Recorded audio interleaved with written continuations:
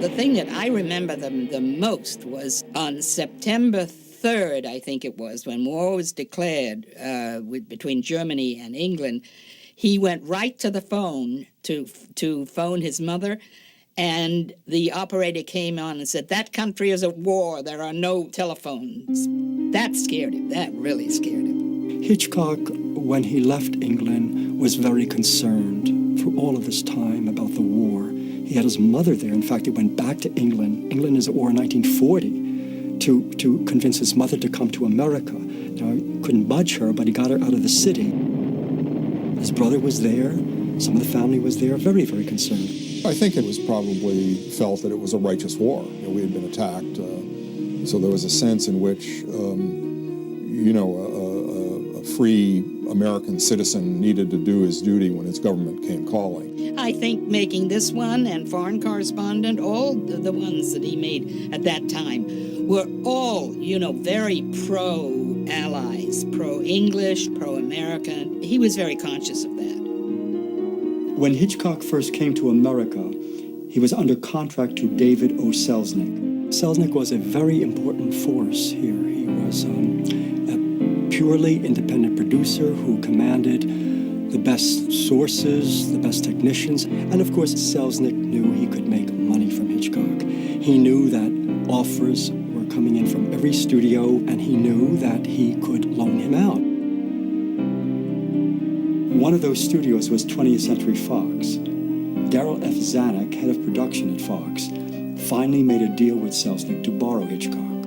But Hitchcock knew that he tampered. He was involved in every aspect of production like Selznick. So he staved him off, and of course, Selznick urged him to do it because it was a matter of being suspended if he didn't take this option from Fox. He went at a time when he knew very well that Zanuck had joined the war effort, and he wasn't there. So he comes in 1942, and the first thing he does, he comes with his own idea. It's the steward. There's a woman. And a baby. You pick up the paper Tuesday, you pick up the paper Wednesday, there are stories of people being rescued in the oceans on lifeboats after their ships were torpedoed or the plane came down. In fact, he even told his friends what a wonderful idea for a movie to have these people isolated on a lifeboat. He always liked some kind of technical challenge, and this was a challenge. How do you make an hour-and-a-half movie of all of these people on a lifeboat? Now, Hitch wanted an acclaimed writer to do the screenplay, and he went after John Steinbeck. Steinbeck, who had done already Tortilla Flat, was already done Of Mice and Men. That was the acclaimed one, and then, of course, Grapes of Wrath. It was a way to sell the picture. It was a way to advertise the movie.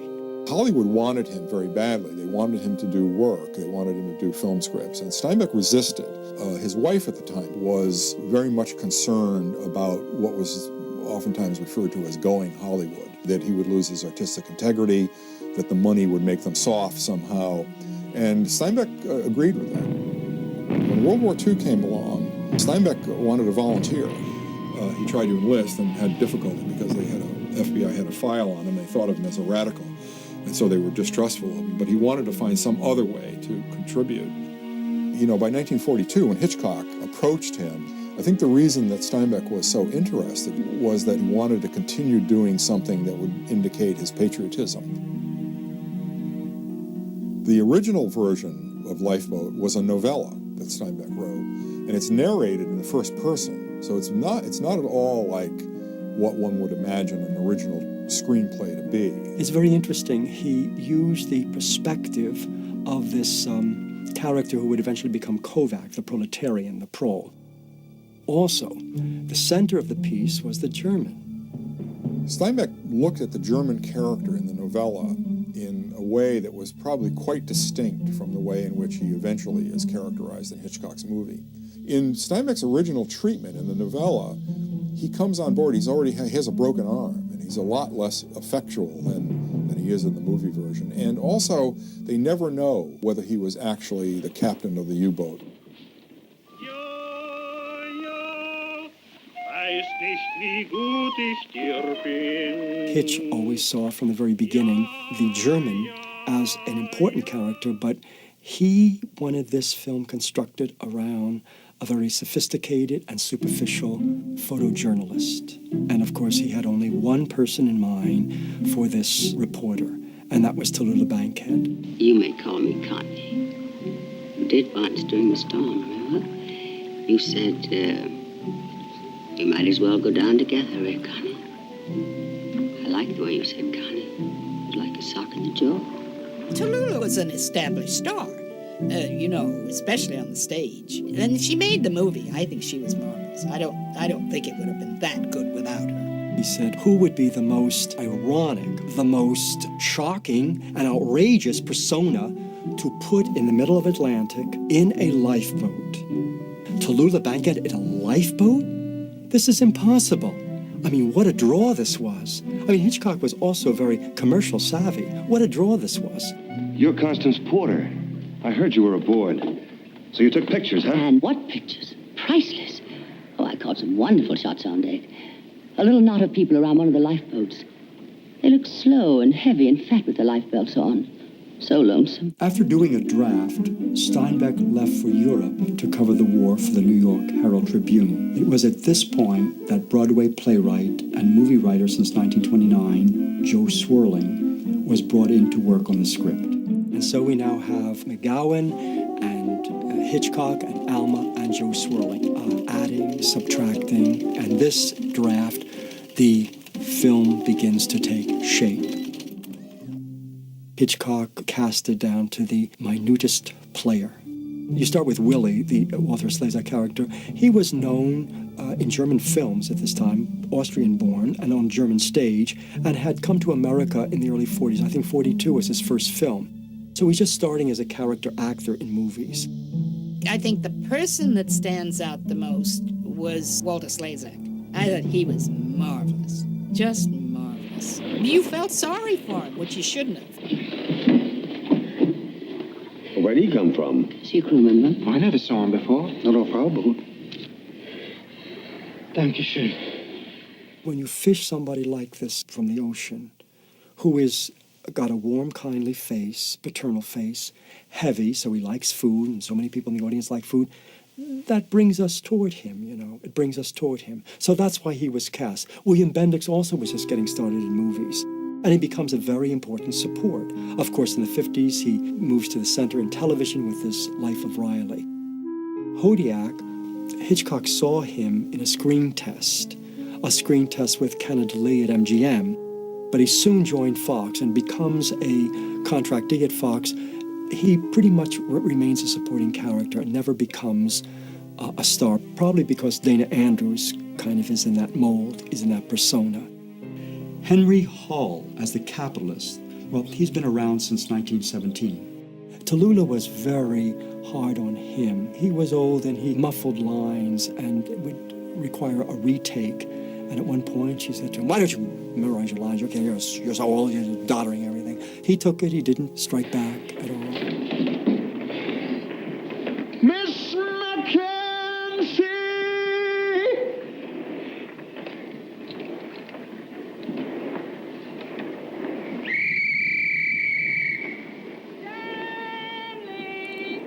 She's out there.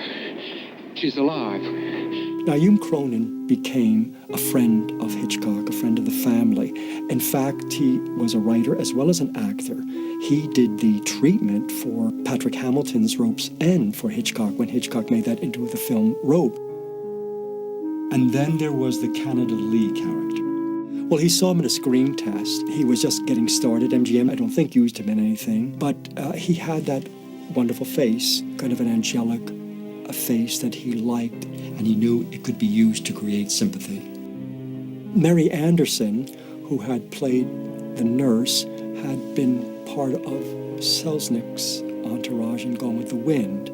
Mary Anderson we knew least of all. She was working here at Fox, and they were a little upset because there weren't any Fox people in the movie. So they said, you're taking Mary Anderson. So we took Mary Anderson.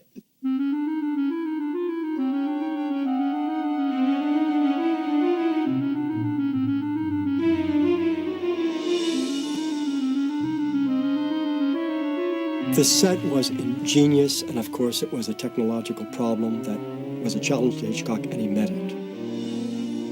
40-foot lifeboat in this tank of water, a lot of water. The water was gushing.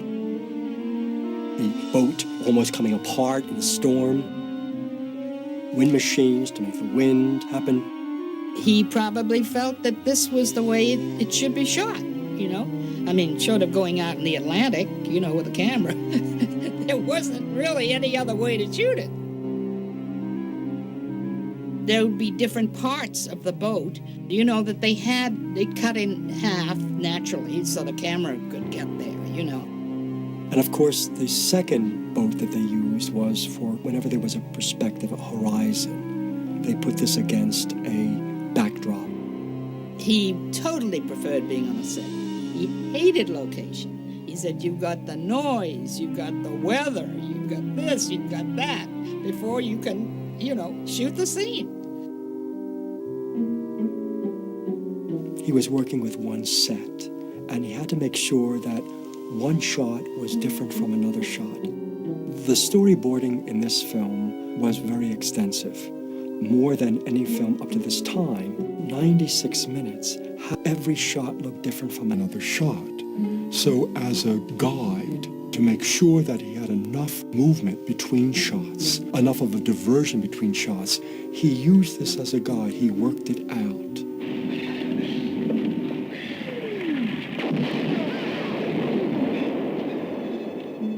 And he drew the whole picture. He would draw all the scenes in the picture. And he would say to the cameraman, all right, this is what I want. And there he would have drawn it. Perfection. He wanted it to be perfect. It was like a fear. How was he going to do it? How was he going to do it? It was all about conquering fear. How was he going to make order out of this very chaotic thing? And that's what movies were for him. It was a way to make order.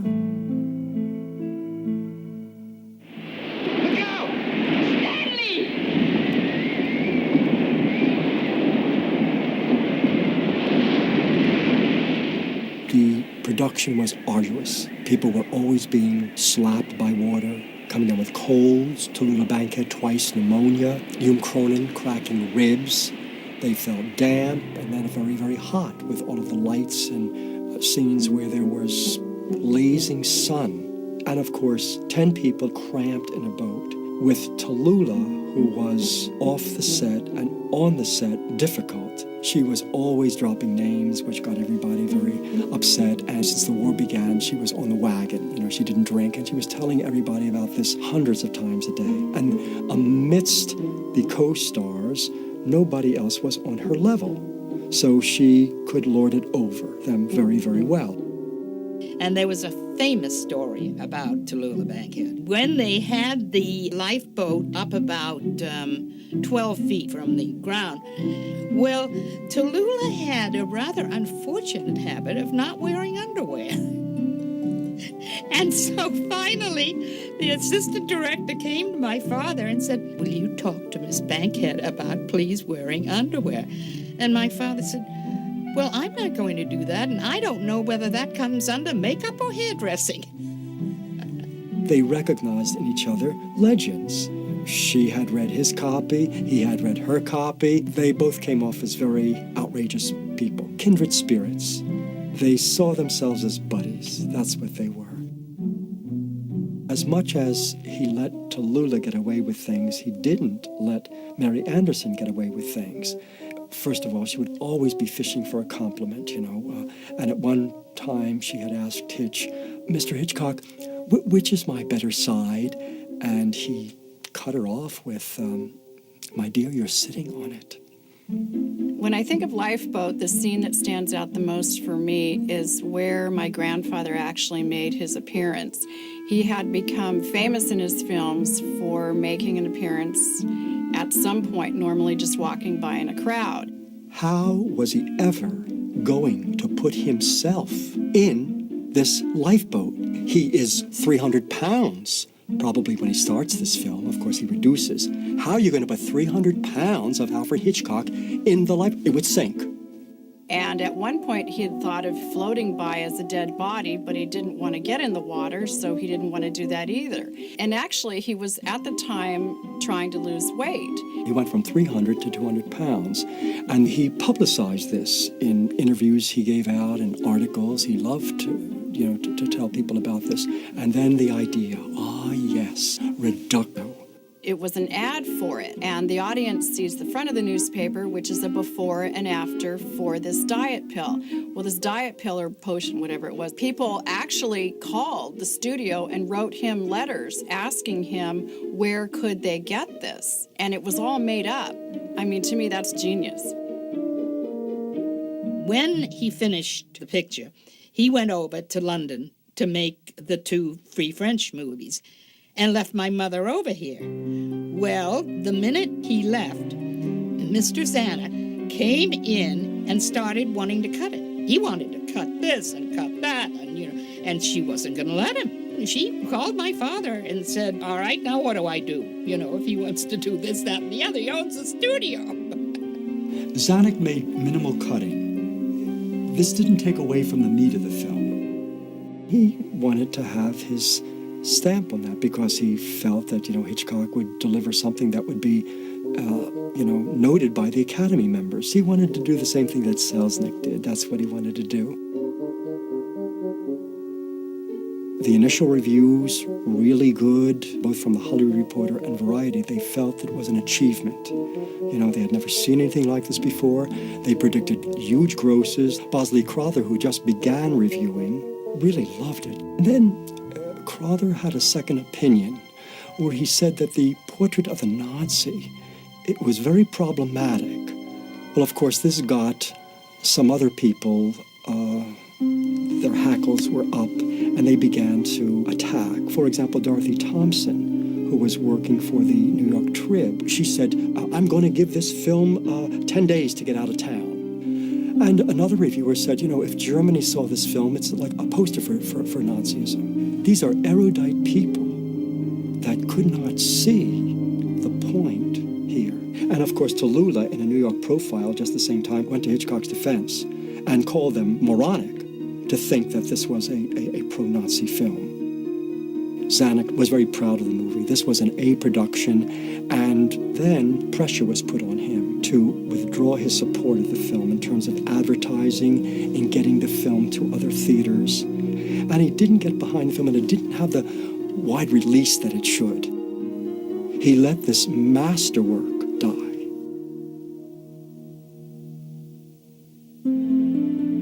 Hitchcock knew of that, and that rankled Hitchcock. That's another reason why I didn't sign on for another film with Zanuck. He was rankled by that. I know my father was very disappointed that the critical reaction wasn't better than it was, because he felt it was a good movie. This was a technical challenge in so many ways. The music, the one set, and here again he met that challenge. And it all works. It just holds you, the film. It never stops. This is a great movie, as history has shown us. This is a masterwork of Hitchcock. When you are studying film, you learn Hitchcock, and filmmakers starting out, he's an icon to them because of what he did and his individuality. As a family, we're so blessed because his name will continue to live on as long as people make films.